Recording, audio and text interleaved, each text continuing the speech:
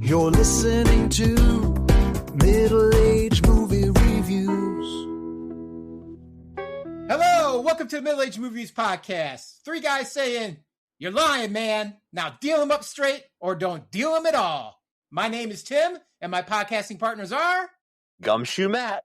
Dungeon Master Rick. All right, Rick. What movie are we watching at the Lyric Theater on 42nd Street this evening?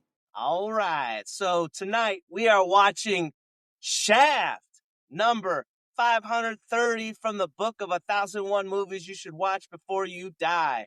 Written by Ernest Tidyman, John D.F. Clack, directed by Gordon Parks, and starring Richard Roundtree, Moses Gunn, and Charles Keough. Did I say that right? Yeah, we'll go with that.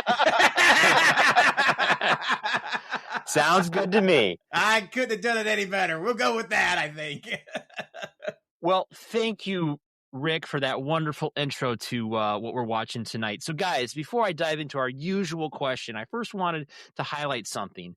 We apparently have a connection this evening to another episode that we recently did. I noticed that this was written by Ernest Tidyman.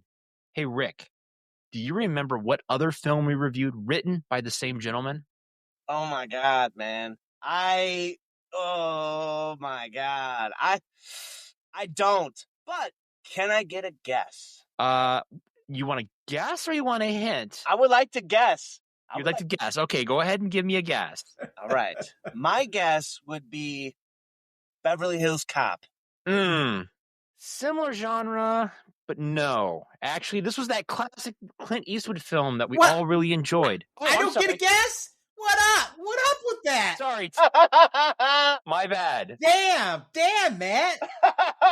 I like to play games too. Okay, all right. Well, now your clue's giving it away. I'm going to say, is the answer High Plains? What is High Plains Drifter? That is correct. It is High Plains Drifter. For $500. For $500.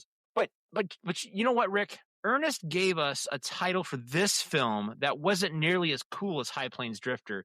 Do you have a better title than Shaft? I do. I've been thinking about this ever since I actually watched this. A spoiler here, I actually did watch this for the first time for this movie review, okay? And after I did, I was thinking, and I really couldn't put my finger on the name, and I was able to put together this title just recently. I'm so proud of it, but you guys gotta let me know what you think. I would have named it Shaft. 70s private investigator fights crime, cops, and Caucasians in order to prove one simple fact: he's getting laid. I love it. I love it. Man, they really could have used you during those Sam Jackson remakes, since they named both of them Shaft with so much originality there. I think that sums up the whole entire movie, bro. Like, for real. I think you channeled your Isaac Hayes in that, because Isaac kind of channeled the whole, character of Shaft, and you've channeled the whole movie in a very simplistic and summed up name. I think those two things are dynamite. Nice. That is one fine, sweet cat title that you came up with. So I got to ask you one more time then, Rick.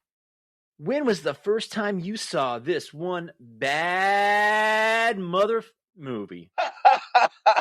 So, yes, the first time was like, I think 2-3 weeks ago or something like that for this episode.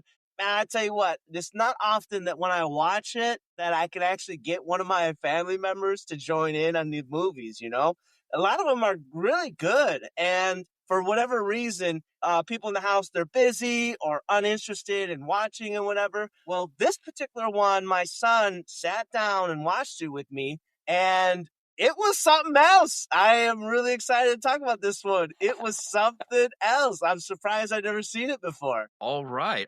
Well, how about you, my brother? All right, dig it, baby. This was the first time I have ever laid my eyes, my peepers, if you will, on this film. I've seen the evolution of the blaxploitation films later in life with things like I'm Gonna Get You, Sucker, one of my all-time favorite movies, Black Dynamite, but I had never gone back to the roots of the genre with the original Shaft. So first time, and I enjoyed it thoroughly. I mean, this is a movie that this is what starts it, man. This is it. This is ground zero for a whole genre of movies, and it was a great watch. So very excited to talk about it. Yeah, man.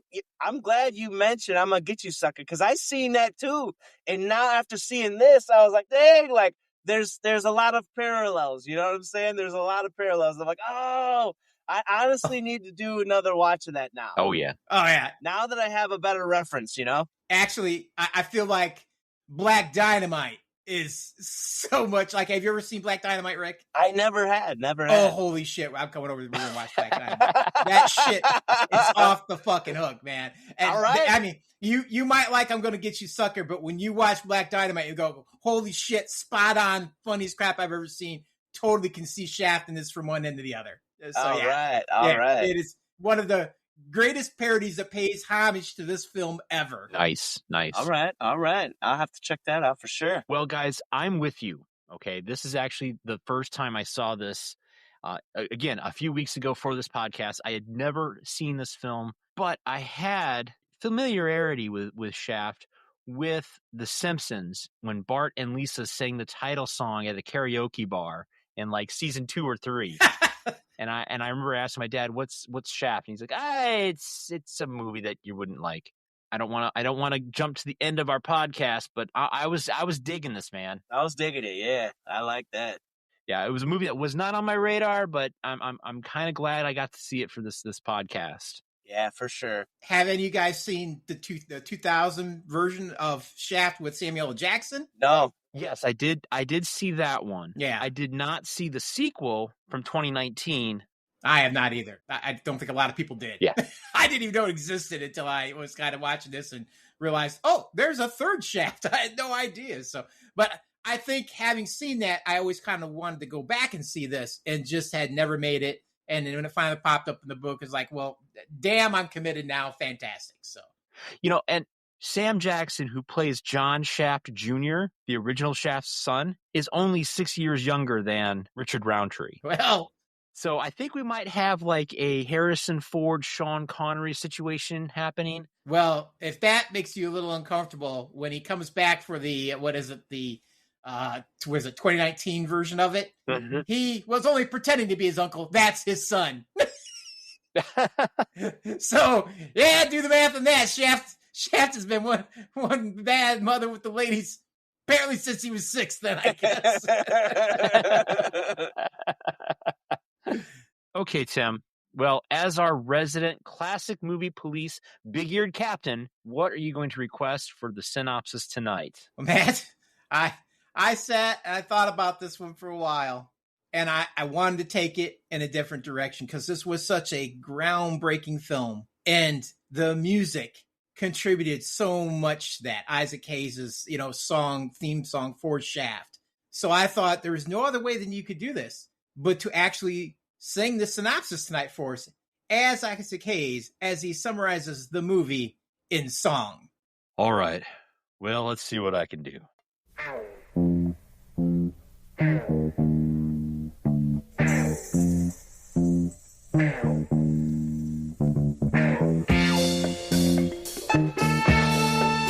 Who's that cat that walks the line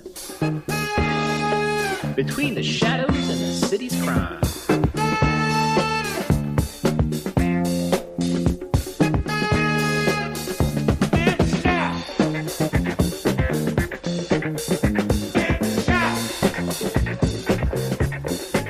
Can you dig it?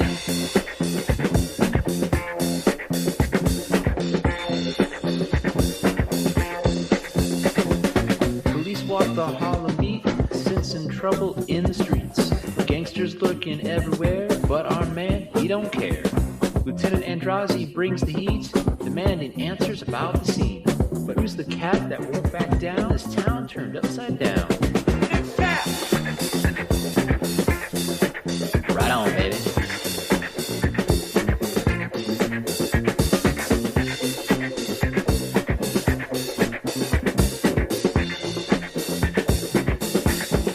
Funky's daughter taking an Militants and motley will collide. The race will read the headline. Money and power twist the game. Everyone's got a different aim. When those bullets begin to fly, only one man will survive. Damn right.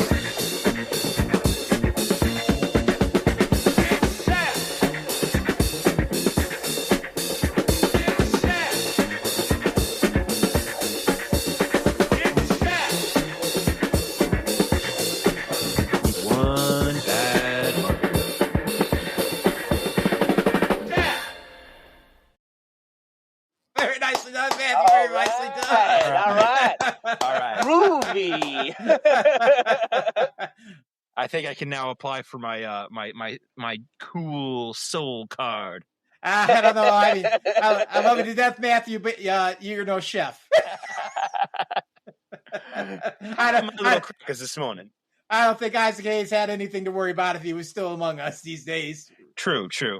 Maybe I'll get George Clinton to run for his money. There you go. Yeah, maybe there. Very well done, though, Matthew. Very nicely done. But now I have to say, I think it's time that we pop the trailer up and see how your musical synopsis compares to the actual trailer. Ladies and gentlemen, the original 1971 trailer for Shaft.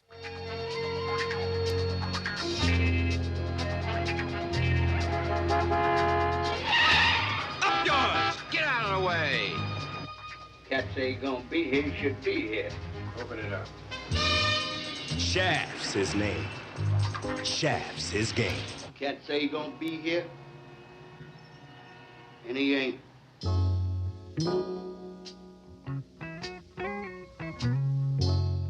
It ain't right. Oh. You wait.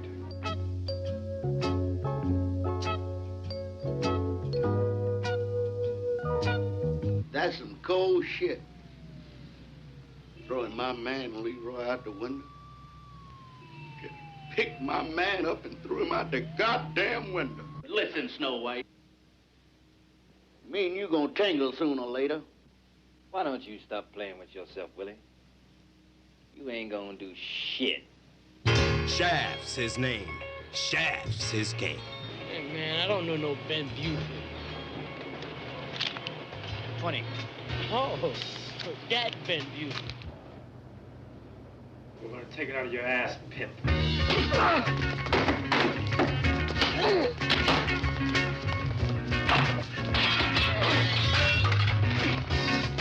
I'm looking for a nigga named John Shaft. Just found him. Wop. The mob wanted Harlem back. They got Shaft up to here. All I'm asking you is to let me know what's going on. No names, no places, just what? Okay, Tom, used up your minute. Get out. Don't tell me, man. Where the gun? None here. I'll be goddamn. Yeah. Come on, in front of me.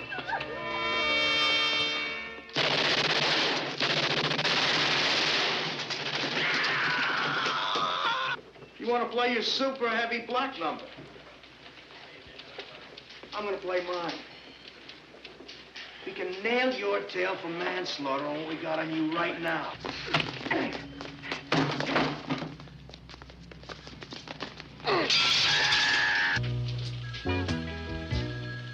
on. What is this? When you lead that revolution, why they better be standing still? But you don't run with us down no more. We're done running, man.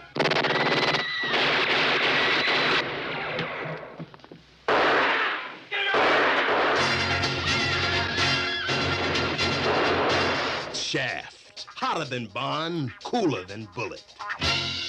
Rated R. If you want to see Shaft, ask your mama. I love how that dude is just straight up walking through the traffic, though. Ask your mama. Hey, man, that was pretty good, dude. Yeah. That was pretty good. That trailer definitely sells it. Definitely. Yeah. I mean, the thing about this movie is that there's so many really good lines, man. There's just so many. And a lot of them are like kind of like one-liners and stuff, but damn, they're just so good. Yes, yeah, I agree. There are definitely some really cool one-liners. The only downside, though, is I think like all the action sequences took place in the trailer. Yeah. Yeah, especially that dude flying out the window. It's like, shit, man. Yeah. Yeah, and it was a long trailer too. I mean, it's like 3 minutes. I was like, well, that's kind of long for a 70s trailer. Yeah. Yeah, but I don't even care that they had all the action scenes in there, because even though this is a detective film, part of it is the action, but the other part of it is just that chef swagger, man. Yeah. Like that dude, just that command of any situation that he's in and stuff. That whole beginning scene that we're going to talk about, where he's just, it's just him walking through the city. That's how the movie starts. Him just walking around. Nothing more than that. And it completely, you don't even care. You're just like, look at that dude. That dude's badass. Look at that swagger. He ain't taking shit off nobody. Not even a car. Fuck you. Get out of my way. Like, literally. You know, yeah, like literally. Like, fuck you.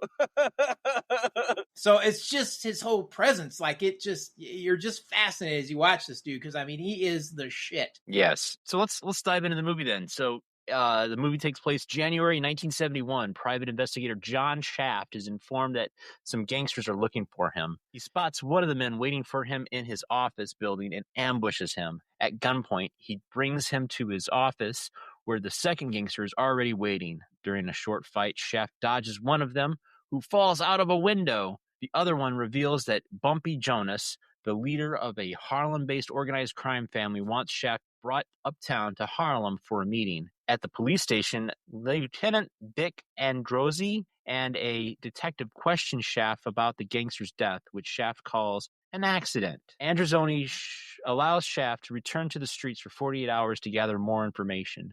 Shaft meets with Bumpy, who tearfully reveals that his daughter has been kidnapped. Shaft is at first dismissive, accusing her of being a runaway or on drugs, but Jonas says she was on her way to college when she got abducted. He asks Shaft to ensure her safe return, and Shaft agrees to help. Bumpy advises that Shaft should seek out Ben Buford, a black militant leader.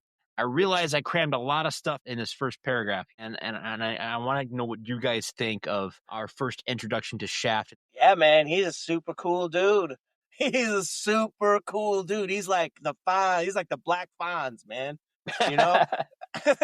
Yeah. Yeah, he is super cool.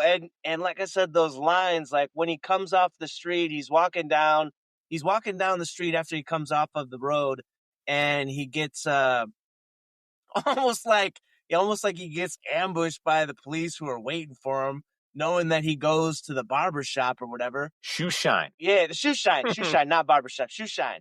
And they're like, hey, I think it was the young cop was like, hey, where are you going? And he's like, damn, where the hell are you going? I'm getting laid. Like, that was his line, man. He's like, man, I'm getting laid. What about you? Yeah, it's just fucking with that cop. You know, like, that kind of shit is just so fucking awesome, dude. And he ain't even fucking around. Like, he's for real. Like, that motherfucker's for real. Yeah. That's his fucking prerogative. And there's a scene later where he comes up against that guy, or he sees that guy again. He's like, I got laid. Like, he just doesn't tell him what he's going to do, but then he confirms that shit happened, you know? So yes. and I like the fact, I mean, this is a dude that walks the streets, and like, he's in command of every scenario. You just pick up on that instantly with him. And he's both loved and hated by the blacks and the whites. It's kind of weird, you know, like, because he's this guy that seems to be able to teeter on both sides of the line. That's why the cops kind of like dealing with them. And that's why, you know, the gangsters and stuff come to him. But yet they, on both sides, kind of give this guy shit, and he don't give it no mind. He's just like, what the fuck? I don't care. Mm-hmm. You guys, you can think whatever the fuck you want, because I'm the fucking man.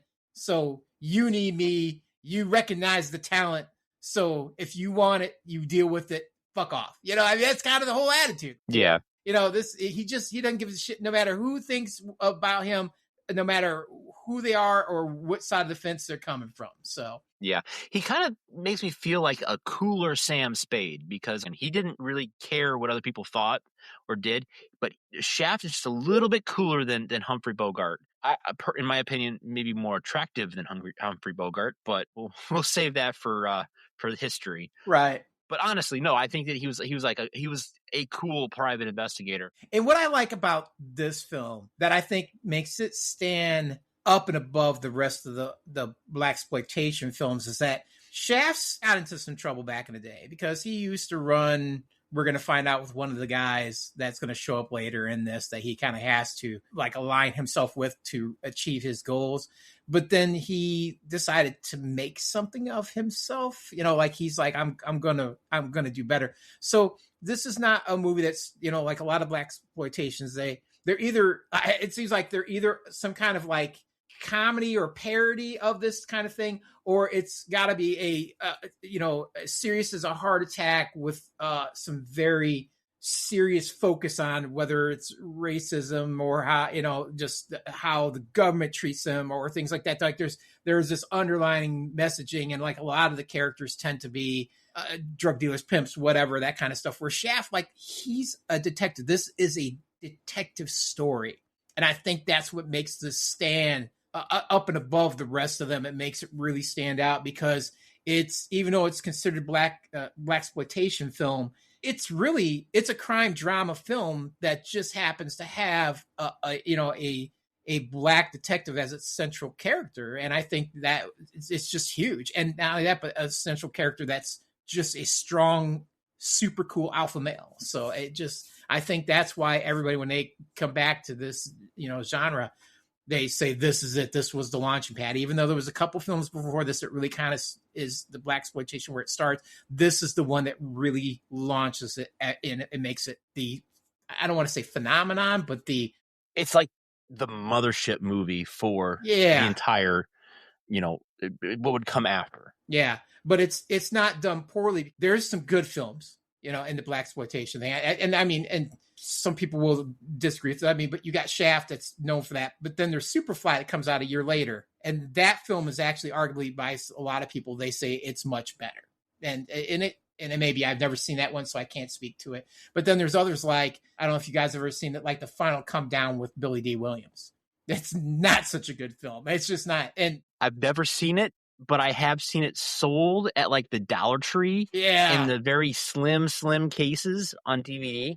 And they go out of their way to really be the stereotypes. Like there's an actual Indian in that's running around in Indian garb with a hatchet during one of the riots. I kid you not. It's that far out there that it's like, okay, you've gone too far. Yeah, it's just like, come on, let's rein in a little bit. But then, later this is going to lead us into like Dolomite, which is, a great comedy parody film. And then it's going to get you, I'm going to get you Sucker, Black Dynamite. And then we're going to have homages to it, like Jackie Brown. So there's a lot of good that all stems back its roots to this film. I'd like to talk about Shaft itself, because I thought that like the character itself had a bit of depth. Like, I think at first glance, Shaft might appear a little bit of a monodimensional character, just like this, hardcore black man or something like that. But I think if you dig into it a little bit, I think he's got a little bit more depth than that. Because like you said, Tim, he does ride the line between pretty much two different worlds. And on one side, the cops want to get information out of him because he is like their kind of almost like an informant to what's happening in the African-American community. And he's not willing to tell him shit, And there's a saying, snitches get stitches. And he's not willing to really rat anyone out. That's just not how he rolls. But he does give them information. And in the movie, he does give them information when it kind of suits him, to which it can have a narrative that fits what the cops are looking for. You know what I mean? Yes. Yeah. Or I think when it counts too, to like, I don't know, stop a race war. Yeah, like for the betterment of the community, he will like give some information. Yeah. So I think that this was actually really good in that respect. He is I would say a somewhat complex character. He's got a lot of facets. Absolutely. Well, and I think on the flip side of that coin that you're talking about is, he doesn't exactly just hand over information to the cops, but he also don't take shit from black gangsters either. No. He's like, look, I down with that. You're a piece of shit. You're garbage. You poison the community. so I don't feel bad for you either, and if that makes me a bad person in your eyes, I could care less. He cuts it down both ways. Like, I'm not giving any credence on either side of this line unless it benefits. And why is he dealing with the gangsters? Because an innocent, girl got kidnapped. Even though it's a gangster's daughter, she's still an innocent. Right. And so he's gonna take the case, not because Bumpy wants him to, but because he wants to save this girl and stop a race war. There's also that, attached to. There's two threads there to pull on. He's got a code, and he sticks to it, and I think that's what makes him great as not only a private investigator, but also as I would say the hero character in the series of movies, as well as series of novels. And I got to hand it to Ernest Tidyman for giving us that. I mean, we've seen a little bit of that in High Plains Drifter. So there's that hero in an anti-hero kind of situation that I think really drives Shaft's character in this movie. And I think you guys kind of hit off on it. And I got to say, Rick, I love the fact that you used the term monodimensional instead of one dimension. Very nice. Yeah. So something that you had said earlier about Shaft commanding situations was really evident early on in the section that we're talking about, where the gangsters were in his. They fuck. By the way, hold on a second before I even say the rest of my thought here. So you know that scene where the gangsters were in his office before he got back. Yeah. Did you guys notice how they broke in? Did you guys notice that? No. Okay, so it is an old school trick that sometimes still works. Most of the time it doesn't, because doors and locks aren't made the same way anymore. But they took a credit card they swiped the credit card through the door to unlock the door closer. I might have opened a couple doors that way in my lifetime. And I did too. So I didn't know that this was my brother seeing this movie when I was really young, and they were talking about it, and I was like, I learned like, oh, you could actually do this. And I remember when I was in junior high, I was in band back then, and we were waiting to get inside our band room because our band instructor came from another location at the end of the day. And I actually used my credit card. I actually had a credit card when I was young. And I swiped it down and opened up the door and let like probably 30 middle schoolers into the band room. And we're in there practicing, playing and stuff. I didn't even think about it, but somebody must have ratted me out, because the next time that happened, they had a shield over the door to get me done. It's funny you say that, because my credit card caper might have started the first time with a school door as well. Like, that's as far as I'll go with it. I got locked out of my home growing up, and I had my Blockbuster video card, and I used that to open up the back door to our house so that I could get in, because my parents had locked us out because it was in a school and they were both working. Nice. So getting back to the story, they're inside the Shaft's office, and the one dude is straight up sitting in Shaft's motherfucking chair. Yeah. So Shaft is like, he walks in and he is not down with that shit. He's like, get the fuck out of here, bro. Like, that was a thing for me. I was like, because that's the proximity, that nonverbal communication, the proximity of, I'm going to sit in your motherfucking chair because I am in charge of this situation. Yeah, they power played him. And Shaft's like, no, the fuck you are not. You know what I mean? Yeah. And that was huge. That was really, really big moment for me. And they didn't have to really say anything. That was the nonverbal communication of the situation. Well, and then I like, after he throws that guy out the window and shit, and then Moses, and he kind of, Moses gets the message that if you want to talk to Shaft, you come to Shaft, Shaft don't come to you. So he shows up with his, basically his muscle, which we see prominently in the actual trailer. So what was his damn name in the trailer? Willie. Yeah. So, I love that too when he's like, man, we're gonna tangle. He's like, no, you ain't gonna do shit, Willie.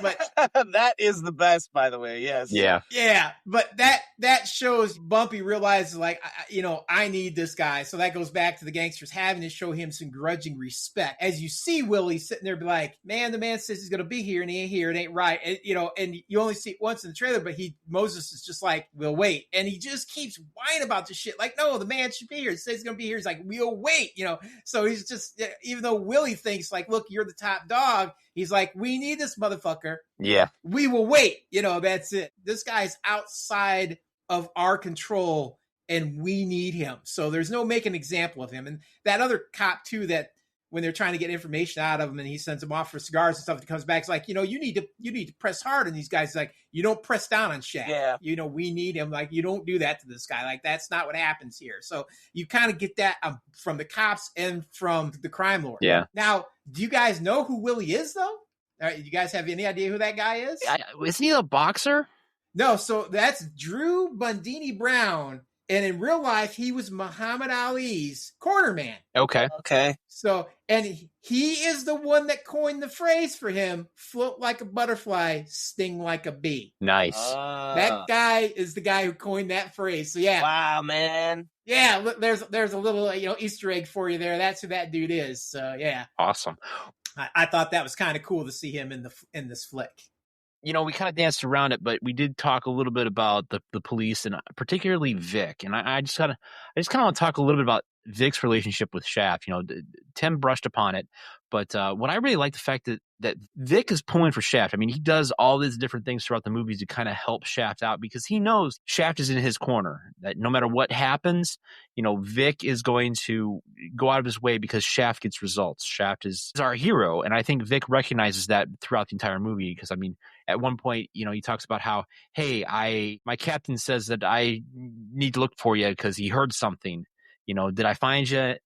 No, I wasn't home. And I love that interaction between the two. It's just it's cool that he's got this great connection with Vic. It's not only like a working relationship, but also like a friendship. And Vic kind of respects him going into the whole movie. Yeah, that's good. Yeah, I agree with you. Yeah, I agree with you 100%. He's there's definitely kind of a weird, I don't, maybe it's a friendship. There's a grudging respect between them, and Vic understands, like, if he goes down into Harlem, they're not going to talk to him. Like, they don't talk to cops. They don't trust cops. They don't want the cops down there. You know what I mean? So they're not going to get nothing. They can send Shaft down there and Shaft can find things out or get information that they never would. Now, he may not give him everything he finds out, and he's only going to tell him what he feels is relevant or important, but he knows that that's the lifeline to the people that live in Harlem and places like that in some of these different areas of New York, that the cops they're just not going to get nothing. So right. There's definitely a need for that. But on the flip side of that, as strong as Shaft is, he understands that Vic kind of shields and protects him a little bit and probably keeps him out of some trouble, because if he had to deal with Vic's partner, that guy just throw him in jail and try to put, knuckle down on him and shit. I mean, there's that scene that we're going to see later with all the weapons, like, oh, your friends carry weapons like this, stuff. And he's like, oh, it depends who they are or whatever, kind of thing. So, right. That guy would have made a big deal of that, be like, oh, these your friends are in your office are carrying these weapons and stuff. He'd have made a big deal and had him, thrown down into the cooler and tried to, lean on him and things like that, where, Vic's like, no, man, we need him on the streets. We need him doing his thing. That's not even just a Shaft thing, though. I mean, because police don't respect private eyes. They just don't. Just like private eyes and security people are not, they're below the police as far as they're concerned. They're not, like, you weren't good enough to become a real cop, so you became either private dick or a security guard or something like that. So this is not solely just a thing with Shaft, but still, right. There's just another layer to him with it. That's all. But yeah, it's an interesting dynamic. And did you guys, when you look at Vic, you kind of get a little bit of a Barney Miller kind of esque feel? Like he looks a little Barney Miller to me when I see him. Like, I wonder if they modeled that character a little bit off of Vic from Shaft. Could be. What about you, Rick? What do you think of Shaft and Vic's relationship? No, I thought it was definitely pretty good, and hard to say whether or not it was a static or dynamic relationship because it. I mean, don't get me wrong. The movie, what was the runtime? It was like 2 hours or almost 2 hours or something like that. It's like an hour 40. Yeah, but it really felt like it was shorter than that. Like it kept moving. Yeah. Maybe if there were more to the movie, and that, like I said, I feel like it was a good sized movie. It just moved really fast in a good way. It's just hard to tell whether or not the relationship developed over the time of the film or if it was kind of already established and we just really didn't see a whole lot because there was a lot going on and stuff. But there was a couple scenes, especially at the end, when they were having almost like a fun little banter between the two of them with relation to a particular event that happened. I will get to it later, but there was something that happened later, and we get to see them kind of playing around a little bit. So I thought that the relationship was pretty good. It was. I mean, it was cool. Vic definitely understood what Shaft was about and what value that he brought as far as to, trying to keep. I mean, I don't know if I'd necessarily say order, but peace between a couple different worlds that were going on. You know what I mean? At the time period, which seemed to be a bit volatile. And by the way, did you guys catch that line where the dude was like, "How'd you get that number?" And Shaft is like, "Off the bathroom wall of the subway." Yeah. That was a great one. I did enjoy that a lot. It's almost, he's just got a little bit, sophomoric humor going on there. His little dick and fart joke action happening. Yes. Like, from your mama, something like that. I don't know. So.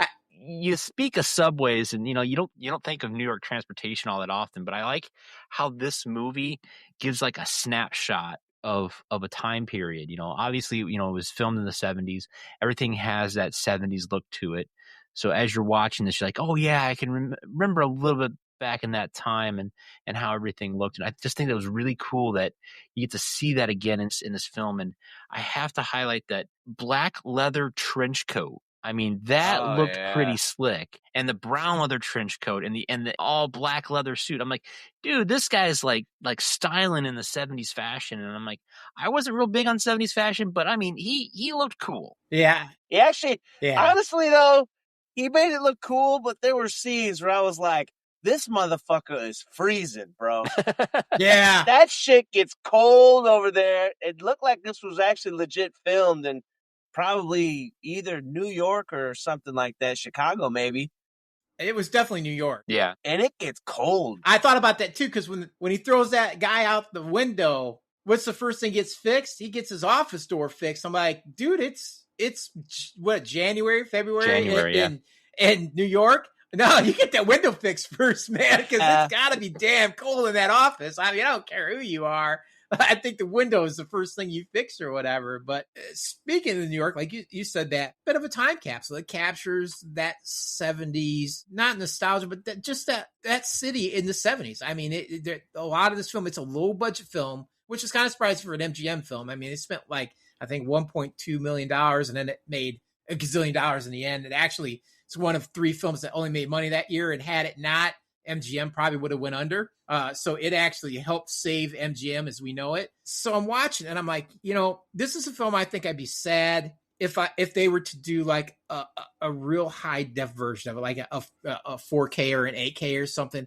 I think having grittiness in the film stock helps with the feel of the 70s, setting. Yeah. But with that being said, I almost wish they could, without completely destroying that, just clean up some of the background to really get some crisp look at some of those buildings and stuff, to see New York in the 1970s during this time. Because, coming out of Vietnam, we're having an economic downturn, gas is getting scarce, all that kind of shit. This is truly gritty 1970s New York. That's what we're really seeing. I mean, and we get to see it right at the beginning as he's walking through the streets and stuff. That's why we get all these, I think, interesting street shots and things, because they don't have this huge budget, so they're trying to make up for it in just having him walk around and kind of set the New York scene with him, walking the streets and stuff. And I'm just like, man, it'd be nice if they could keep some of the grittiness, but still kind of make maybe the background pop a little more to that in a finer detail, so we could compare it by today versus New York then. So.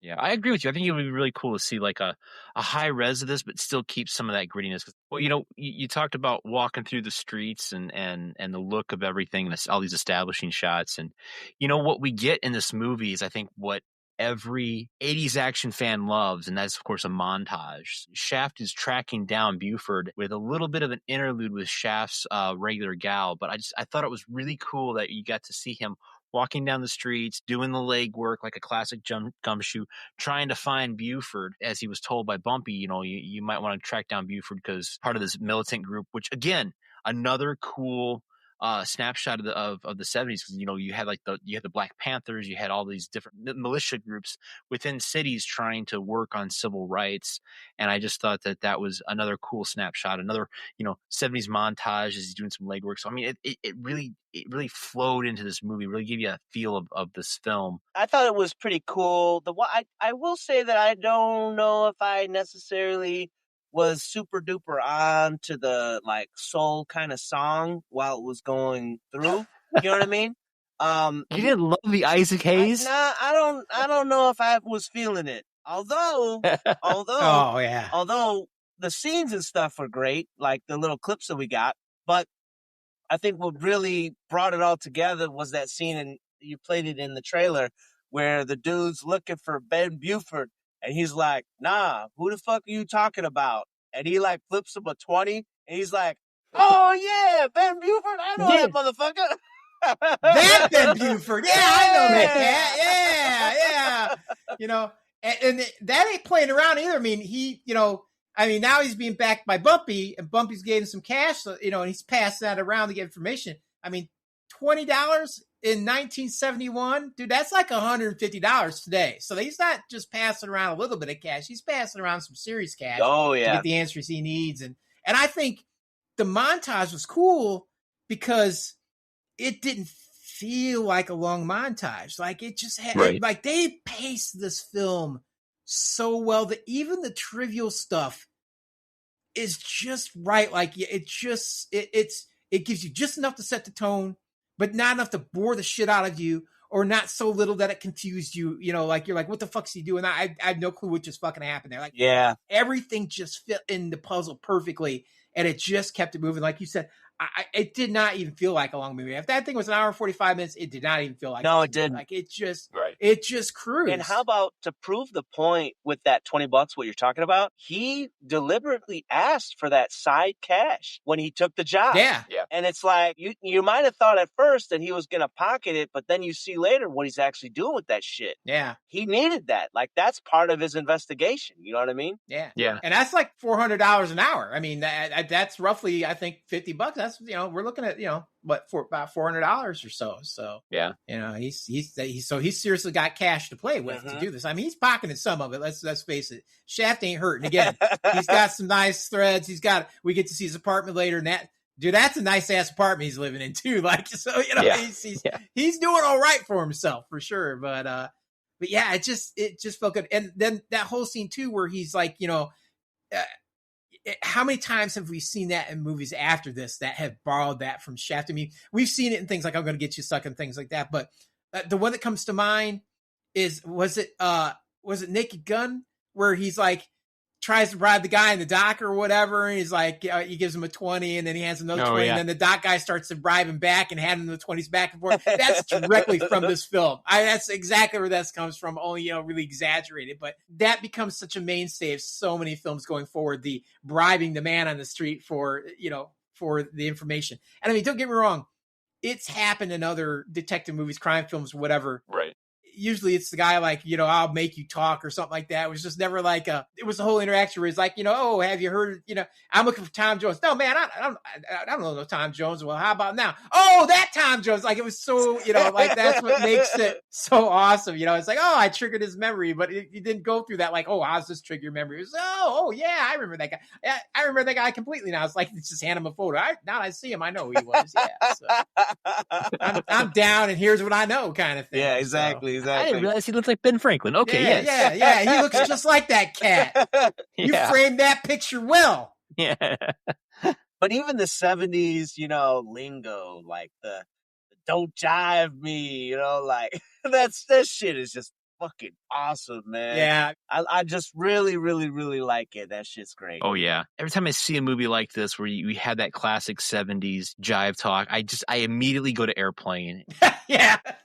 And Mrs. Beaver. Was it Florence Henderson? Oh, not Florence Henderson. No. Her name fell out of my head. But yeah, it's the mom from Leave It to Beaver. Yeah. Yeah, I talk jive. I mean, that wasn't really in this film, but yeah, I know what you're saying. It kind of leads to that or whatever. Yeah. But Rick, I'm surprised that the music didn't really get you, because you're the soundtrack guy. Like, you get really into that stuff. Like, it's that funk guitar, like that Isaac Hayes. I mean, that guy is so fucking talented. That was good. During the montage when he's walking the beat or whatever, there was that particular song. I don't know. It just didn't hit it for me. Just didn't click. Yeah. It was lower. It was more downtrodden. It kind of gave you that feeling that, okay, here's a song that, someone who's down on his luck kind of thing, when really he's like doing a searching for it. I mean, the song lyrics, if you listen closely to them, he's like talking about a man working a hard time. And I'm like, okay, I can see why they're doing that. He's doing his job. He's starting to feel like a robot, like he ain't a man, which is a line he uses later on. Right. He's got Riz, as Rick would say. Okay. Yeah, I thought maybe you were just talking about the music overall. Oh no, yeah. The funk guitar in this is just, I love that. Like, I had a buddy of mine teach me how to play funk guitar, and I do it so poorly, but I enjoy trying to pull it off. It's really pathetic when I do it, but I enjoy that wah-wah sound with that technique. Yeah. It's such a cool fucking sound, man. I mean, just really cool. Yeah, I totally agree. As we go through this montage, at the end, like I said, with the song being so down, and he feels like he's been beat down a little bit. He doesn't feel like a man anymore. He feels more like a machine. We get to see him as How I Met Your Mother, Pull the Naked Man, where you basically stand in a woman's apartment naked, and then she's supposed to fall in love with you.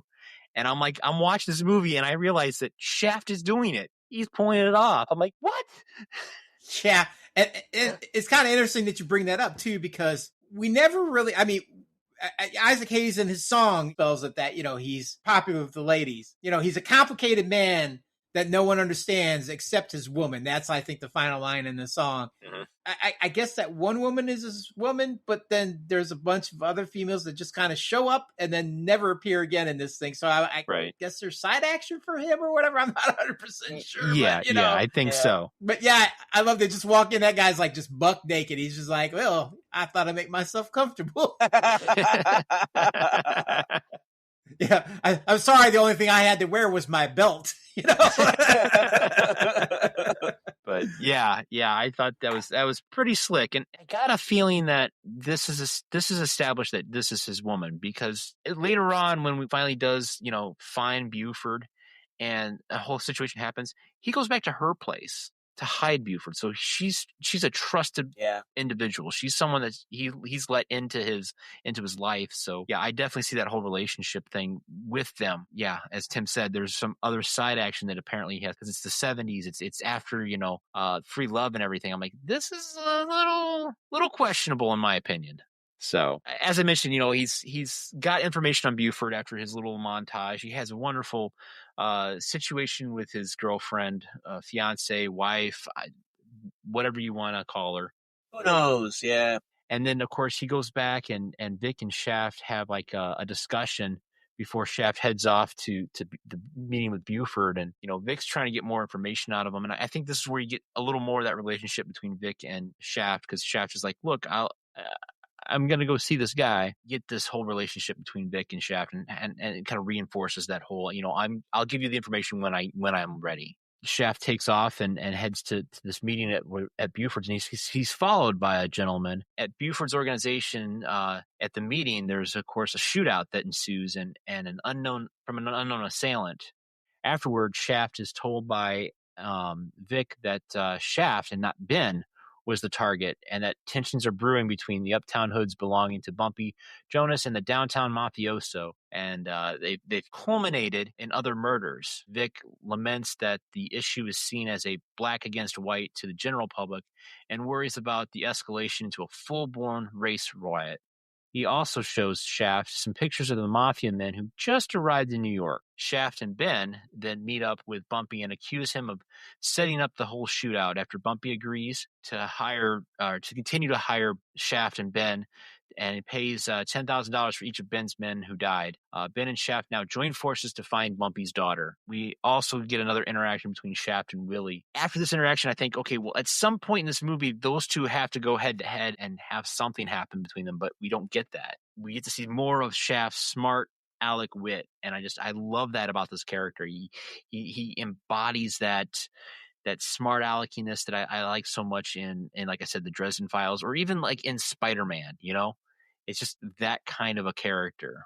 I mean, this is where we get a little background that, Shaft wasn't always such an upright guy. He used to roam with Ben. Him and Ben ran the streets as, probably, young boys, teenagers, and, right. Getting into trouble and stuff. And then Ben chose one path and Shaft chose another, and so Ben kind of holds it against him again. This is where they're kind of like, oh, now you think you're kind of better. He's like, I'm not better. I just made better decisions. Right. That's really where he's coming from, kind of thing. And he's like, don't lay this shit on me, and I'm not here to be your enemy right now, kind of thing. It's just like, look, there's some shit brewing and Bumpy thinks you're involved. So I got to check this shit out.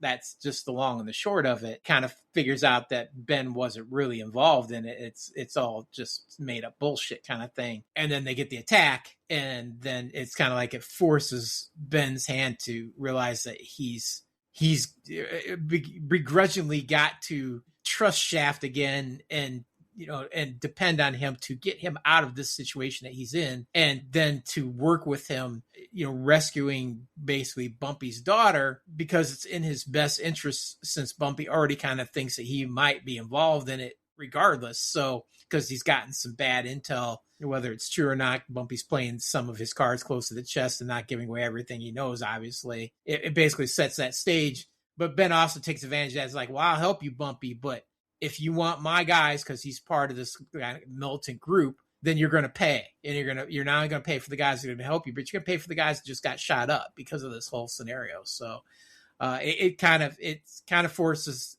I don't want to say the enemy is my friend, but that's kind of what this is in a weird pseudo kind of way. Even though I don't think Shaft looks at Ben quite that way, but Ben kind of has some grudging feelings towards Shaft because, again, they kind of went down different paths, and he's angry about it for whatever reason. I feels betrayed. Maybe the friendship was betrayed because of it. It almost parallels a little bit of what we saw in Beverly Hills Cop. You had two guys growing up, and the one goes off and makes something of himself, while the other one falls further into crime. And the character building and the appreciation for the writing here, because they could have smoothed out the edges a bit and made it flow a little bit faster to get from one point to the next point. But that's not the path that was traveled. They actually said, you know what? No, we're going to flesh these characters out a little bit more and make a little bit of conflict here, making it a little bit more difficult for them to be able to work together, so that actually makes sense with the story. You know what I mean? And it actually, the two of them didn't really fully begin to trust each other until, when you mentioned earlier, Shaft brought Ben to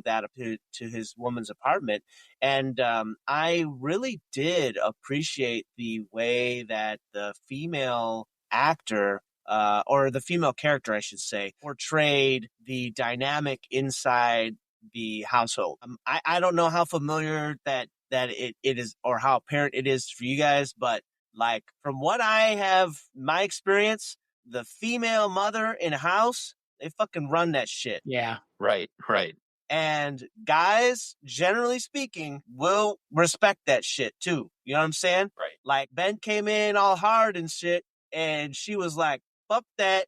You're listening to me. You better sit the fuck down and shut the fuck up. Like that was her mentality. And Ben was like, okay. Just like Eddie Murphy would say in Delirious or Raw. Okay. Yeah. The guy's going to talk shit about women or whatever. And then when that woman's in the room, it's like that whole fucking dynamic changes on the drop of a fucking dime, man. Like, yes.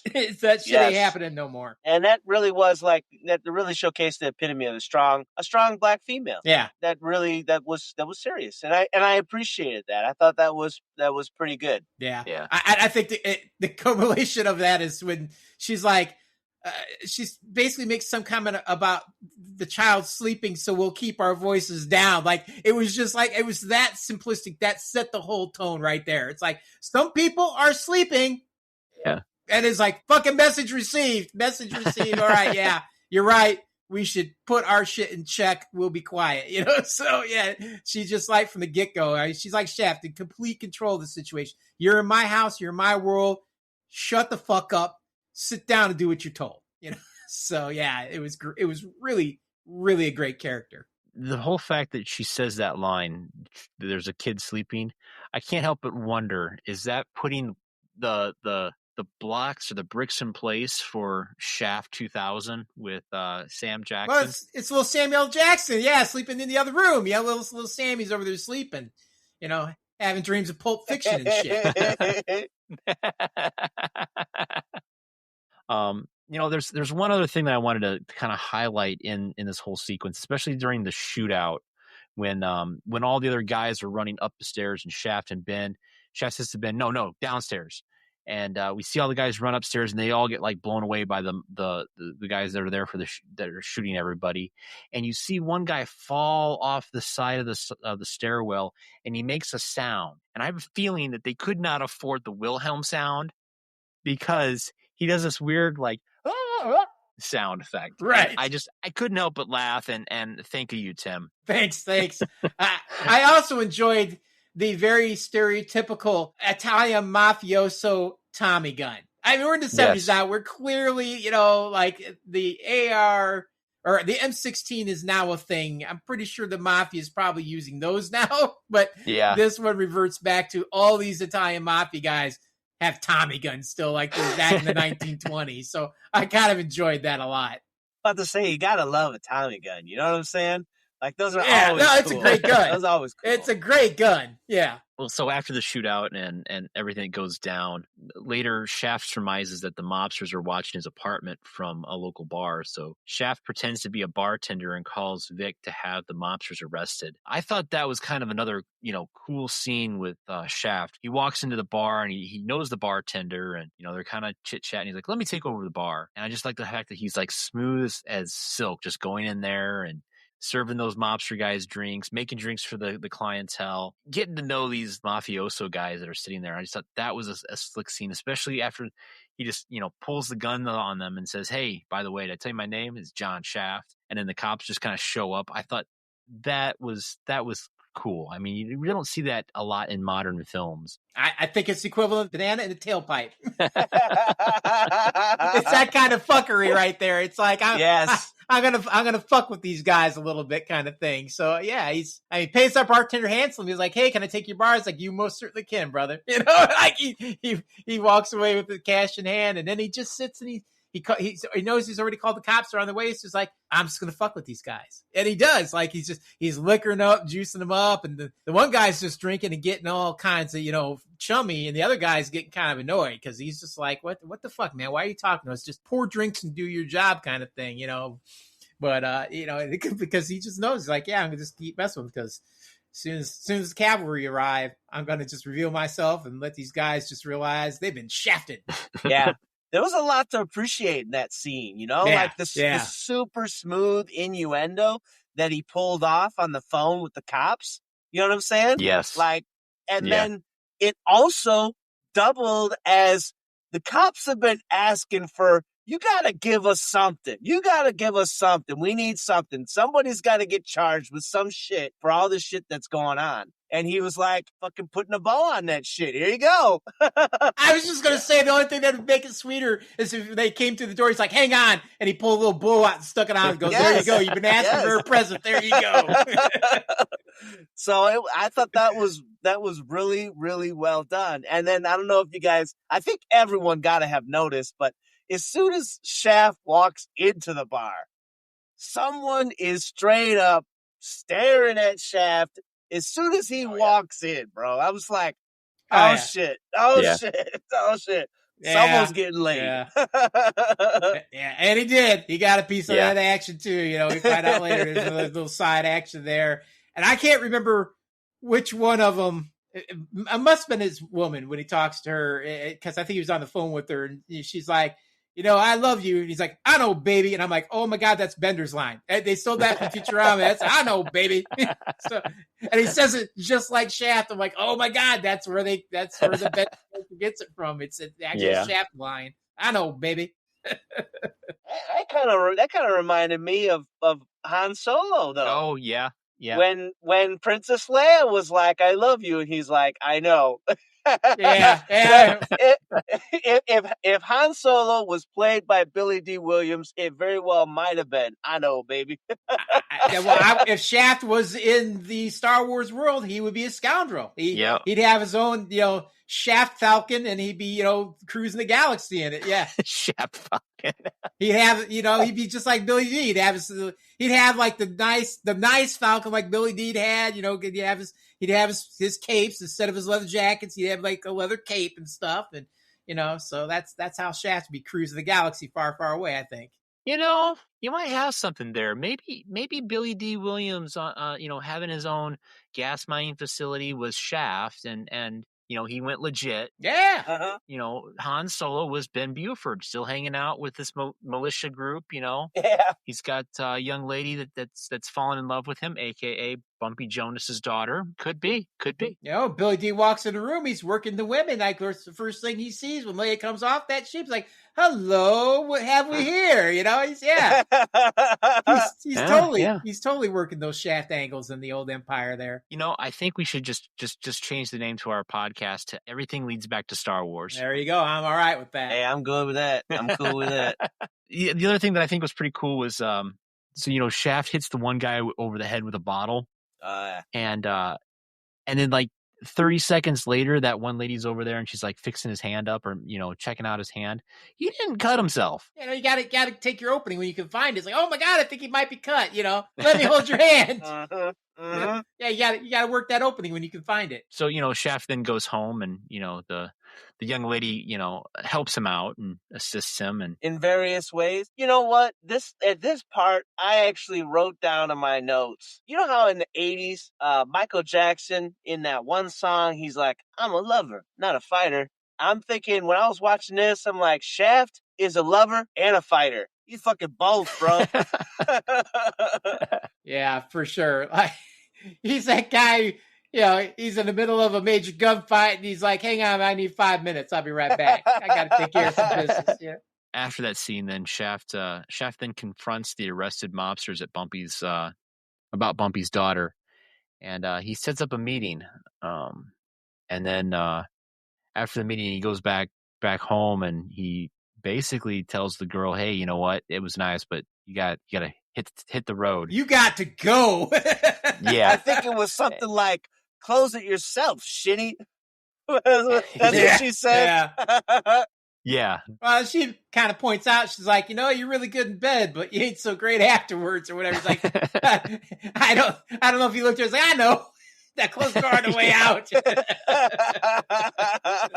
And I love how when Vic shows up, like shortly after that, he parallels what she says, and in a humorous way. I think that was pretty slick. You know what? I have a feeling that shit was like ad lib. It just felt as though that wasn't actually part of the actual script, and they fucking add that shit in. Yeah. I have a feeling, and it fits. It fits because it kind of helps show the relationship between the two. I mean, because this is the scene when Vic shows up and is asking Shaft about the whole mob, and talks about his big-eared captain, and, you know, I'm supposed to bring you in if I find you at home. Did I find you? No, I ain't home. I just thought that's some really cool banter between the two, and I think it just kind of extended into that whole scene where he doesn't close, or he goes to close the door. And yeah, you could have been an ad lib scene. I agree with you there, Rick. But while that happened, did you guys happen to notice something that he did in the freezer? Yeah. How he took out his regular gun. Mm-hmm. He took the one gun out of the saran wrap bag that didn't have a handle. It was just, I would think it would be like a drop gun or a burner gun, and he swapped them out. I just thought, he's getting ready for something. Yeah, he definitely. Yeah, he's going from a little bit of one type of action to a little bit of another type of action.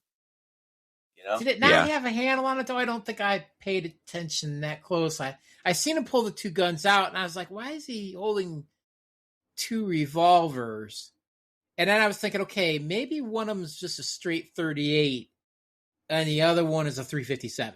It's got more firepower because he knows he's going in and might need more firepower. But if the handle was missing, I guess I don't know. My first inkling was that it was a unregistered firearm, and that he was going in, someone was gonna die, and he wasn't gonna get that shit traced back to him.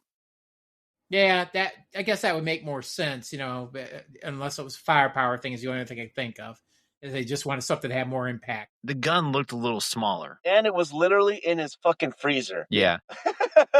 That is the strange place to put a gun. When he pulled it out of the freezer and took it out of the bag, I noticed that it didn't have like a grip on it. It was just, like a regular metal handle. Like they took the wood grip off of it. Yeah, but I would think that would be more conducive to keeping your fingerprints. Wood, you don't leave fingerprints as easily on wood as you do on metal. That's why when you usually see gangster guns, they usually got tape wrapped around it because the tape doesn't always, hold the fingerprint, or it's a lot easier to then grab the gun with, a towel, wipe the gun down, and then pull the tape off or whatever. But yeah, I don't know. I don't know why you would take the grip off, unless it was just a gun he found somewhere. It was that kind of deal where it already didn't have a grip on or something. Who knows? It was weird. I don't know what the real logic behind that would be.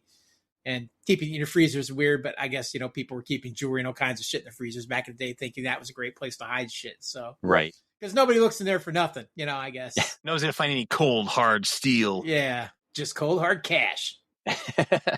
After Vic shows up and takes off, Shaft is then heads down to the coffee shop, and from the coffee shop, he's escorted by a mafia member to the apartment where Marcy Jonas is being held. Ben and two other of his men tail them. Once there, another shootout ensues, and two mafia men are killed, and Shaft takes a bullet in the shoulder. I did notice that this is the one spot where we actually get some racial slurs when he meets up with the mafioso guy in the coffee shop. Yeah. This is the only spot in the entire movie where we actually see it, and I just thought, okay, well, I guess that's how they kept their R rating. Yeah, some of that, but I think it doesn't. I feel like maybe it classes up the film a little bit. Like it didn't need to have that. I mean, we understand that there's some underlining tension in there, but it just didn't need all that verbal abuse on top of it. When you use it sparingly, it has a greater impact than if you just use it all the way through the movie, kind of thing, in my opinion. So it was just like when he has going back, a little bit when he's having the sex scene, it was very tastefully done. I mean, we know what was happening there. We get it. I mean, just having her hands in the back of his back and things like that. And we know he was bringing his A game, but it was very tastefully done. And again, I think that's part of the magic of the writing is that he uses the slurs sparingly. So I think it has a greater impact when it happens. Yeah, I think it was definitely to really, I mean, because here we are kind of like the end of the movie. I think it was used to further promote the identity of these gangsters as the quote unquote bad guys, like the real bad guys, you know what I'm saying? And, and it did go both ways, which obviously to a lesser effect, but he did come back when the N-word was dropped, the W word was dropped right after it by Shaft. Yeah. Like I said, to a lesser effect, but still, Yeah. Yeah, and I think I agree with you guys. I think the less use of it kind of helps nail it a little more to home, and it's something that would kind of capture that time and how the bad guys, in particular the Italian mafioso, used it in such a way to bring somebody down, and the way that Shaft just turns around and uses another word right back at him kind of shows that, hey, I'm not going to take your smug attitude. And I think it kind of really works for the layers of the characters. So, but yeah, so then we actually get introduced to Bumpy's daughter as she's being held in this hotel / apartment complex. I couldn't quite tell what it was. I mean, they said it was a hotel, but it didn't look like an average hotel. I mean, might have been a motel, like one of those rent by the week kind of places. Okay, that would make more sense because it's New York, so I think there's a lot more. I don't want to say boarding houses, but places that you rent by the week to live in, kind of deal. Gotcha. At least that would be my assumption, especially back in the 70s, because that was still pretty prominent back in the 50s, 60s, 70s, I believe. Right. Especially considering this is like just at the end of the Vietnam War, so a lot of soldiers are coming home. They need a place to stay. Yeah, I could see that. So yeah. So then Shaft gets shot, and he needs some medical attention. So Ben takes him back to his woman's place, and Shaft tells his significant other, hey, call so and so. She's like, no, we got to take you to the doctor. No, call so and so, because he knows that if he goes to the hospital, things are going to get reported to the cops, and then he's going in. So Shaft receives some medical attention. Shaft then tells Ben to round up his men and meet him at a hotel where Marcy has been taken. He calls Bumpy to tell him his daughter is fine, but that he needs taxi cabs at the hotel for the getaway. Now, for our younger listeners, a taxi cab is what used to be an Uber. Right. Before they had Uber. It's one of those yellow Ubers. It's a yellow yes. Uber. Yeah. I thought it was cool that Shaft now has a plan to save Marcy.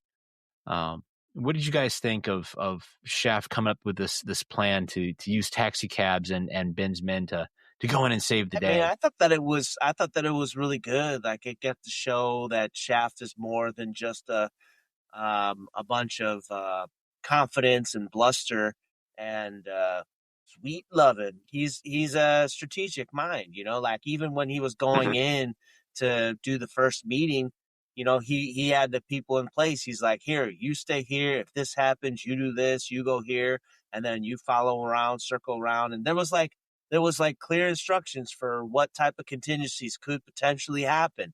And, he was on the money with the different things that could happen.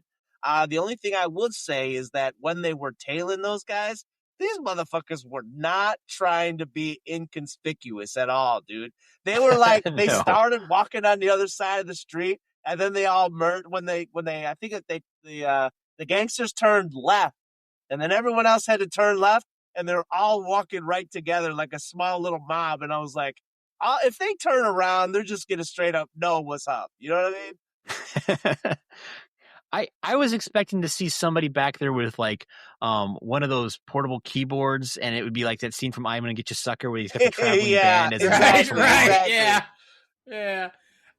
Although I kind of enjoyed, although it's kind of funny, Shaft takes a bullet in the shoulder, and he's hurt. They got to get it back to his woman's house, and he's kind of passed. I was like, you get me, don't call. I'm not going to a doctor. Just call this guy. So I don't know if he was a doctor that has, lost his license, or whether he's calling the vet or whatever. I don't know who that guy was, right. But I enjoy that, Shaft's kind of out of it. And then that guy kind of like patches him up. 1 minute they're kind of like trying to figure out how to get his coat and stuff off. And I think they start cutting his coat, which I'm surprised somebody didn't die from that when he wakes up like, you cut my coat, kind of shit, lose his mind. But the next scene, he's completely naked almost. And they got him patched up, and he kind of wakes up. He's kind of asking some questions. He's a little bit in control. And then that guy throws him some pills, and that fucker just comes back like a boss. I don't know what was in those pills, but man, he comes back like he didn't even take a bullet. He's just back in the game. Like, that show is completely working, like he never took a round at all. So it's just, it was a little funny, but it was like, I'll go with it. Sure, why not? But Doctor gave me a pill. I grew a new shoulder. mean, it is from that era of action where, Right. yeah. So, yeah. It was, I mean, I guess it's a little on that John Wick side where John Wick's getting the rounds taken out and he's getting sewn up and the guy's like, I need something to make me mobile. And the guy gives him, I don't know, the horse tranquilizers or whatever. He's like, here, you rip your whole shoulder up, but it'll make you functional kind of thing. But, yeah, Right. It was just so funny to see Shaft like down and kind of sweaty and all out of it, but just given enough, that he can kind of give some commands. And then the next minute he's just up like nothing happened. Like nothing at all. He's just like large and in charge, man. And and large and in charge he is, because they head off to the hotel that the mafioso is hiding Marcy, and Shaft, Ben, and Ben's men dress as hotel workers and slowly infiltrate the hotel. Shaft gets to the roof of the hotel and swings into the room where Marcy is kept. So, I gotta say, did anyone get a Die Hard feeling when he's like swinging into that window? No, because I'm sitting there going, the dude just got shot in the shoulder. There's no way he's swinging into a window or going down a rope or nothing. Like, no, that's not happening. But apparently, again, I don't know if they're horse tranquilizers or what, but next time I get hurt, I want whatever he had, please.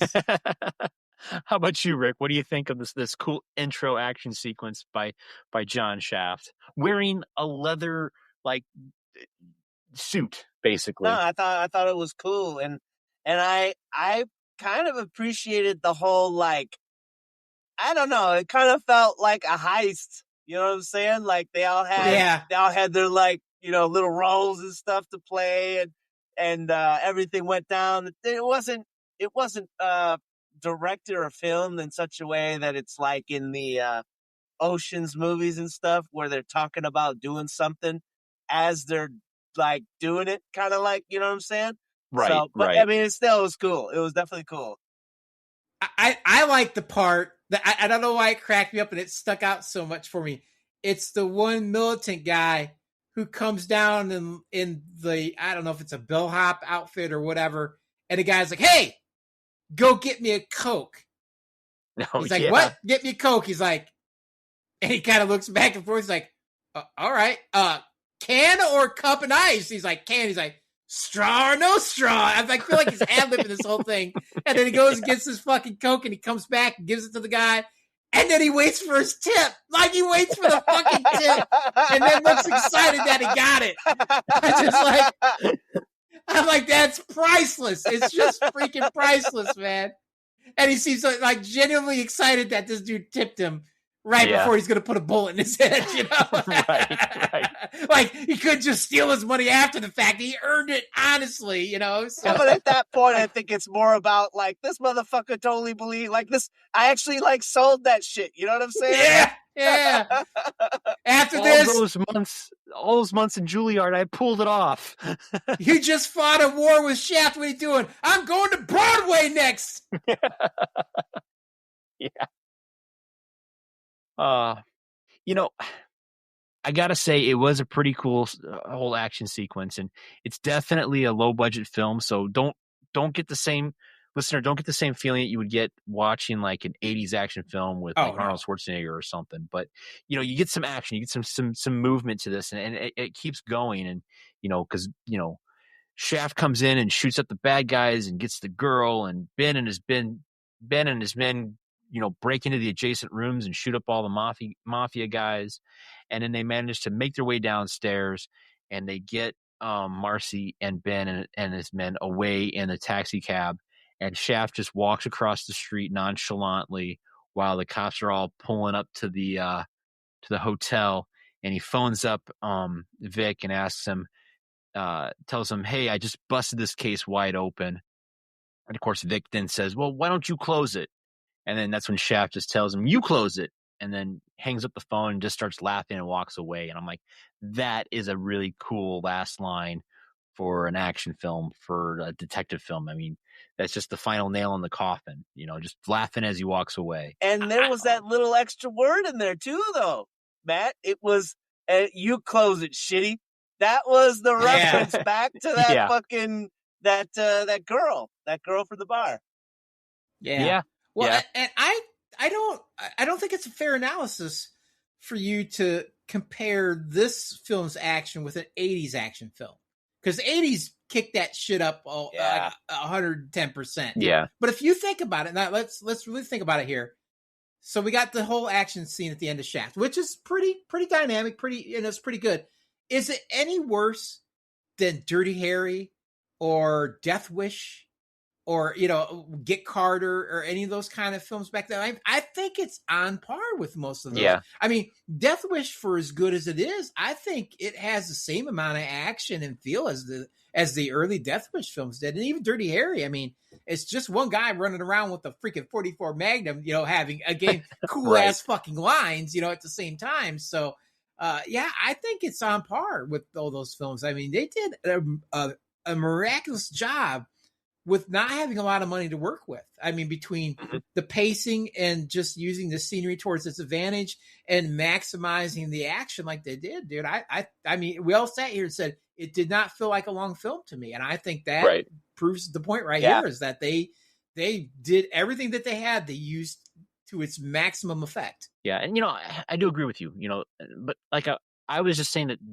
this movie isn't the action like you see in an 80s film. Oh yeah. Because it's leading up to the 80s. This is definitely a step up from like this, the Magnificent Seven and the classic westerns that we saw in the 50s and 60s. This kind of kicks it up a little more, which is just another building block to kicking it up more in the 80s and the 90s to today. Yeah. Where we have movies like John Wick. I think it'd be fair for us to sit with the 60s movie and go, well, this action ain't quite where Shaft was at, but it's pretty decent, because I mean, we're right at the beginning of the 70s. So compared to, I mean, we got 10 years before we hit the 80s flick, so if this was a late 70s film, I think it'd be a fairer comparison, but I still see what you're saying for sure. But I'm going to stand by. I think it's just as good action wise as any Dirty Harry, the Death Wish films or whatever. Yeah, definitely as good as anything in the 70s for sure. Yeah. All right, guys. Well, that's Shaft. Any other final thoughts or anything before we get into our rating system? I think we really covered it. Yeah. Cool.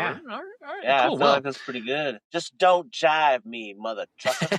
Now that we've discussed this film and we've really kind of laid it all out, I'm gonna let you cats know that according to IMDb, this movie is a 6.6 stars out of 10. So it's got like an average rating. Shaft is a black exploitation at its best, which I think we all kind of agreed. Reviewing this movie. Absolutely. It's a simple story with a twist done right. That is Shaft, the concept of a black man as a cool, ultra slick, lady-loving private detective. For one in the world of cinema, the black man has tops, and unlike other genre entries, this one clicks with people of both colors. They had created a solid character in John Shaft, and the population took a shining to. So guys, now that we know what IMDb rated this movie, let's see how it holds up to our rating system. So is it worth taking time to watch this film? A total of 1 hour and 40 minutes off your death clock. What do you think, Rick? So I thought The Shaft was a fantastic action-packed blast from the past. It's got fantastic one-liners. With a point of view indicative of post-civil rights movement cinema, focusing on the African-American community during the 1970s. As such, I would definitely recommend this movie for all to watch. Do note, it is rated R, but I would definitely recommend this for everyone, okay? Everyone over 17. So like they said in the trailer, ask your mama to watch this. Ask your mama to watch it, definitely. How about you, Tim? Where does it rate on your death clock? All right. I am going to deal them up straight, man. Don't jive me. I ain't jiving nobody on this one. And this is definitely worth your death clock. Not only did this start the whole blaxploitation genre, and it is probably by far one of the best films in that genre, but it's just a really good detective action film. I mean, and it did so many things so well, and it helped bring black cinema, that next step to really give it that stepping stone to make it a mainstay in cinema. It gave so many black actors that stepping stone that they needed. And, it did that so well. And the writing in it makes it feel like, again, it makes it feel like there's just no time at all. And it feels like a very short film when it's actually at an hour and 40, what did you say? Hour, 40 minutes. I mean, it don't feel like that. It's very well paced. It's very well written. The characters feel solid in it. It's fun. It's got action. It's got strong, female and male characters in it. So you just can't go wrong with this. You just can't. So I would recommend it to anybody. And Well, I'm going to agree with you guys. So all the way across the board, 3P, yes, this is definitely worth taking time off your death clock. Like a lot of other films, this is a snapshot in time. It has all the cool elements that you see in a classic noir detective film. And we have the archetypes. Every character has layers. It's for an hour and 40 minutes, you're sucked into this story, and you feel as though every character you can understand, and you can be a part of their life. I would recommend this to everyone to watch it at least once, if not twice. All right, well, there we have it. 3 yeses for the death clock. So, folks, thank you so much for listening, and we would love to hear from you. So please leave us some feedback. You can email our show at manreviewpodcast@gmail.com and have your email read right here on the show, or leave a comment on YouTube or Spotify, and we'll discuss it here too. So, gentlemen, I know we've had some time off. You've had plenty of opportunity to watch some other stuff as well as Shaft. So I am curious, what are you watching? Tim, what's on the docket tonight? Actually, I've been having a fairly rough couple of weeks since we've been off, so I've needed something fairly entertaining to watch. So I've been going back and going through the South Park catalog. I forgot how much I love that damn show. Man, anytime I need to laugh, that show hits that spot every time for me. It has been a lifesaver on trying to make a difficult time better, for sure. But outside of that, I did actually take a moment to actually watch a movie in between my South Park hijinks. I watched Kraven the Hunter, which is a 2024 movie that came out with, I guess, Aaron Taylor Johnson, Ariana DeBose, and Russell Crowe. It's kind of, I don't know, maybe you know this, Matt. It's definitely got like a superhero film feel to it. I don't know if it's actually a comic book or not. Yes. Kraven the Hunter is one of Spider-Man's villains. Okay, good. Then and I was not wrong. I mean, it definitely has some superhero undertones to it, but I was like, well, this wasn't a comic book. It should have been, because it was excellent. I enjoyed it thoroughly. It's very well done. It's about a guy who his dad is a crime lord, and he's always trying to toughen up his sons so they can take over the business. And he's big on hunting, which is Russell Crowe. Takes his kids out on a hunt in Africa. One of the kids gets mauled by a lion. And then Ariana DeBose's character basically gives him some voodoo medicine that her grandmother had given her, and when she read these tarot cards with her and told her that she was going to change somebody's life and basically bring them back from the brink and change them dynamically. And it does. It turns this guy basically into the apex predator of predators. Basically, he becomes like a lion and every other animal on the planet, and becomes this crazy hunter who decides that he detests his father. He leaves home and he's going to hunt criminals for sport and just wipe them out because they're totally bad and horrible people. So, and then there's a couple villains in there that meet up with some doctor that turns them in, gives them some medicine that turns them into their desires and turns them into supervillains. Not so much that they got bit by a spider or some other weird thing, but they still gain some kind of crazy weird superpowers, and a battle of wills ensues. So it was fun. It was a lot of fun. It was really good. I enjoyed it a lot. I would recommend it to anybody. I think I watched it on Netflix. So if you have Netflix, go check it out. Yeah, I agree with you. It was a fun popcorn film. Yeah, for sure. Rick, what are you watching? Honestly, we haven't had a recording for a little bit, and I probably would have watched more stuff, but I've been a little bit on the have a lot of things to do kind of list. So I do have a couple things to say. On Easter, my brother actually had us watch we had Cannonball Run playing on the TV both Cannonball 1 and Cannonball 2. I so thought you were going to say Passion of the Christ. I'm sorry. No. So that's, for those who don't know, Cannonball Run 1 and 2, it's like an automobile race from one end of the country to the other. I mean, this is kind of like an older kind of flick. It's, what is it, the 80s, I think? 70s? I think 70s. It's after yeah. Smoking the Bandit. That's during that time period, yeah. It's featuring, folks like Burt Reynolds, Dem DeLuise, a very young Jackie Chan, Roger Moore, Sammy Davis Jr., Dean Martin, Farrah Fawcett, yeah. Jamie Farr, Shirley MacLaine, Peter Fonda, Don Knotts is actually in it, Terry Bradshaw's in it. Like, this is like a crazy, crazy stacked cast, man. And it was so much fun. It was real good. If you haven't seen Cannonball Run series, the movies, you should check it out. It's pretty good. So I just want to interrupt real quick. It was 1981 when the first Cannonball Run came out. There you go. So yeah, so really, really, really cool. A lot of fun with that. It's one of my brothers. And my brother Bob has been on the podcast for the episode we did on Raiders of the Lost Ark. So go ahead and check that out. If you haven't seen Raiders of the Lost Ark, go check that one out. It was really fun. You can see who my brother is. It was a lot of fun, that one. And something else that I watched, I usually don't talk about this, but I really don't have anything else to say on, not a whole lot to say as far as what I've watched. I have been, and I always do watch Survivor, and I mention it because it is Survivor episode 50, which is it is a like favorites kind of all-stars kind of episode, or not episode, but a season, and it has a whole bunch of players from previous seasons of Survivor, and so it has guys like Coach, Kobe, Rick Devens, Rizzo, Christian, Ozzy. It even has Sari and Jenna from season 1, so it's got people from the very first season of Survivor all the way to the most recent season 49. It's pretty crazy stuff. So I've been watching that. It's been pretty good. For those who like Survivor, it's pretty good.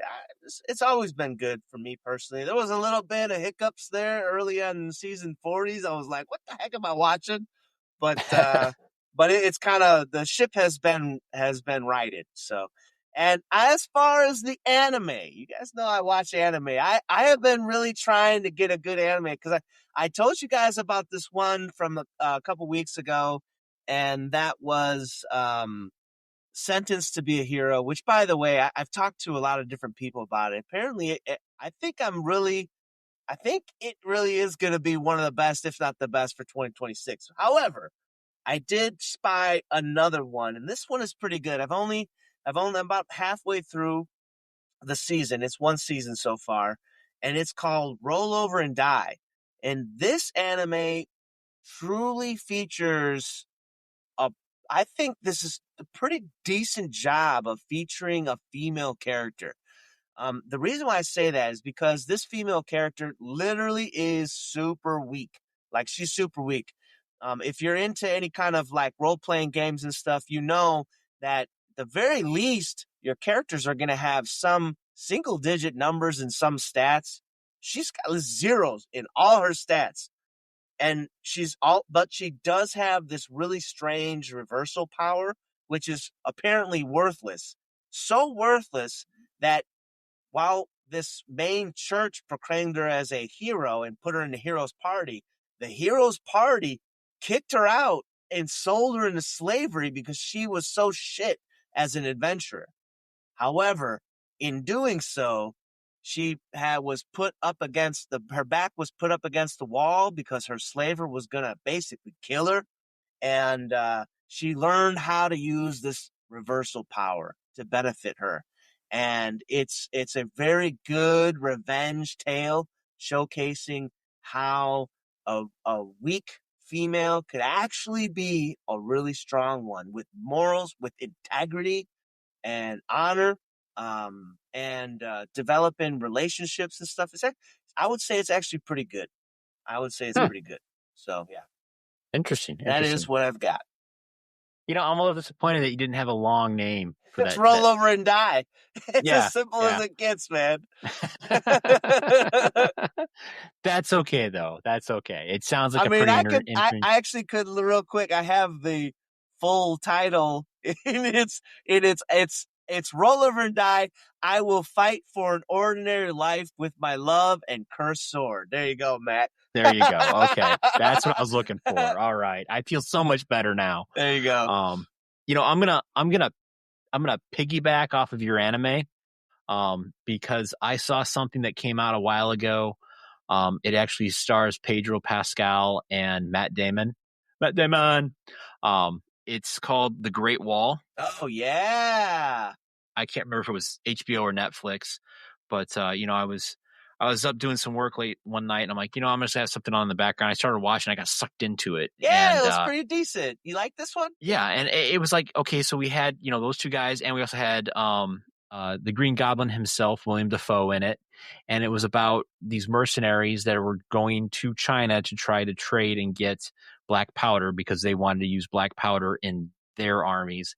And this was like during the inception of the Great Wall and why the Great Wall was created. And there was like monsters and aliens. So you got a combination of like the kaijus that are from Godzilla and this pseudo history of the Great Wall of China and these really cool fight sequences using spears and archers and everything. And there's like this theme of betrayal and it's a really good fun movie to watch. You just shut your brain off to it. There's a little bit of the great white hype guy comes in to save the day, but on top of that, it's a really feel good kind of film. Yeah, I thought it was a pretty cool film.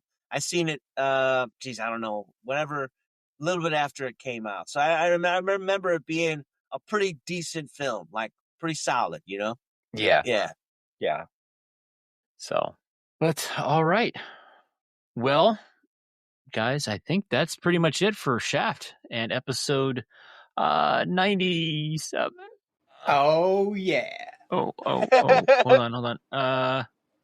Yes, episode 97. All right, so we are on our road to 100, gentlemen. So with that, I'm going to turn it over to you, Tim. You want to take us home? Thanks for listening to Middle Age Movies Podcast and our review of Shaft. We hope you've enjoyed it because I know we were glad to bring you our perspective on this complicated man that no one understands but his woman.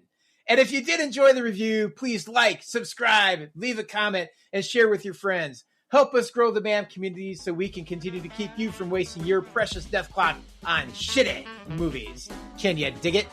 Follow us on Facebook, X, Blue Sky, and Instagram. Have a comment or suggestion, then email the show at manreviewpodcast@gmail.com. And hey, you want to help support these cats with their show? Check out our merchandise over at Threadless at middleagemoviereviews.threadless.com. Or go to our show notes and get the link there, or our website, or our Facebook page. It's all right. Thanks. Stay cool. And good night, everyone. Don't jive me, mother trucker, because I'm busy getting laid. When the lights go down, the big screen gets so bright. I got my favorite beverage, snacks, and my chair feels right. Yeah. Color, silent, black and white. You never know what's on that screen tonight, but you're gonna find out on Middle Age Movie Reviews. Oh, will I like it? Will I like it? 'Cause you know the death clock. No, it's not rewinding. No, will I like it? Will I like it? 'Cause you know the death clock. No, it's not rewinding.